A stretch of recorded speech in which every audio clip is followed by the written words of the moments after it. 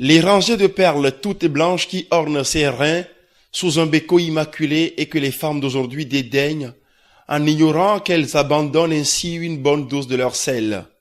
Cette phrase d'Aminata Sofal, dans son célèbre ouvrage La Grève des Batous, résume avec une infinie justesse tout le trésor caché de ce don de la nature que sont les perles, mais hélas ignoré au fur et à mesure que les générations se succèdent.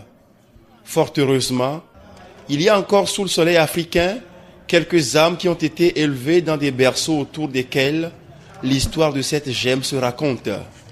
Certaines d'entre elles ont eu l'ingénieuse idée de redonner vie aux perles à travers un festival.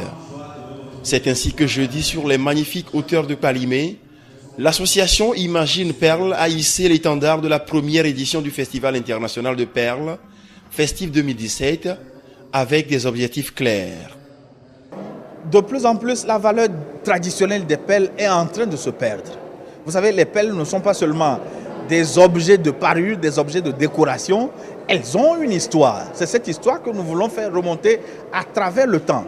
Et surtout, ce qui nous importe, comment faire développer des activités économiques, comment assurer des formations pour que tous ceux qui s'intéressent à l'histoire des perles puissent créer des œuvres d'art, des œuvres qu'on peut rentabiliser.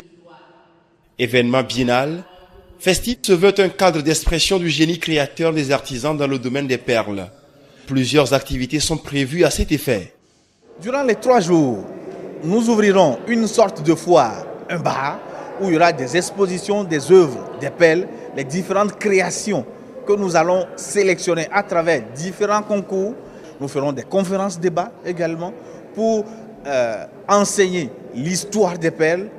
En dehors de ces activités, nous voulons faire avant tout de ce festival un événement grand public. Les vacances scolaires auront un goût particulier cette année à Palimé. Les 18, 19 et 20 août, telles des libellules, les perles illumineront les monts et collines de cette ville déjà ornée par la nature.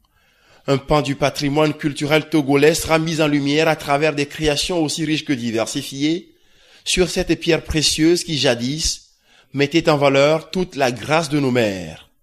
Si le Coran enseigne que les houris aux grands yeux noirs, semblables aux vraies perles, seront la récompense de leur foi, la Bible, elle, l'exhorte à ne pas jeter les perles au pourceau.